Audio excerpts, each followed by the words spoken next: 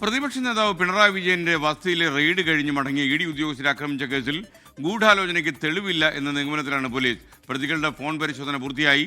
പ്രതിഷേധത്തിനെത്താനുള്ള phone വിളികൾ മാത്രമാണ് പ്രതികൾ നടത്തിയെന്നാണ് ഇപ്പോഴുള്ള കണ്ടെത്തൽ. ഷബീദ് റാവുത്തർ അപ്ഡേറ്റ് ചെയ്യും ഈ വാർത്ത. പറയൂ ഷബീദ്.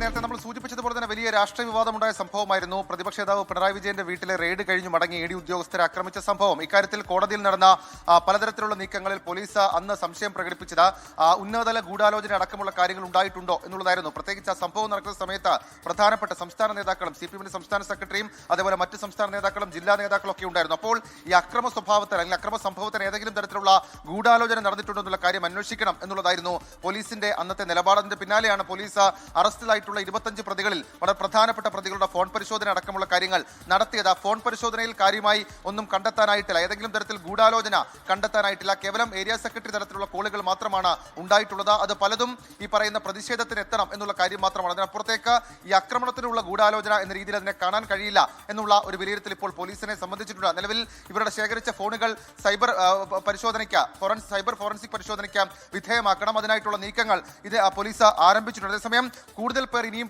പിടിയിലാകാനുണ്ട് എന്നുള്ള കാര്യം കോടതിയിൽ പോലീസ് റിപ്പോർട്ടായി അറിയിച്ചിട്ടുണ്ട്. 20-ലേറെ പേർ ഇനിയും പിടിയിലാകാനുണ്ടെന്നാണ് പോലീസ് കോടതിയെ അറിയിച്ചത്. വാഹനം ആക്രമിച്ച 3 പേർ കൂടി പിടിയിലാകാനുണ്ടെന്നും ഒരാൾ വിദേശത്തേക്ക് കടന്നു എന്നുള്ള കാര്യം കൂടി പോലീസ് കോടതിയെ അറിയിച്ചിട്ടുണ്ട്. ഏതായാലും പ്രോസിക്യൂട്ടർ വിവാദമടക്കം ഈ വിഷയത്തിൽ സജീവമായി നിലനിൽക്കുമ്പോൾ ഇന്ന് കേസിലെ 13ാം പ്രതിയുടെ ജാമ്യാപേക്ഷ കോടതി പരിഗണിക്കുന്നുമുണ്ട്.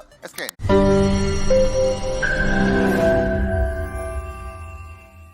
ലോകത്തെവിടെയായാലും ഏത് സമയത്തും 24 വാർത്തകളും ഓഗ്മെന്റഡ് റിയാലിറ്റി പാക്കേജുകളും എക്സ്പ്ലെയിനറുകളും വിശദമായി കാണാൻ ഞങ്ങളുടെ യൂട്യൂബ് ചാനൽ നിങ്ങൾക്ക് സബ്സ്ക്രൈബ് ചെയ്യാം.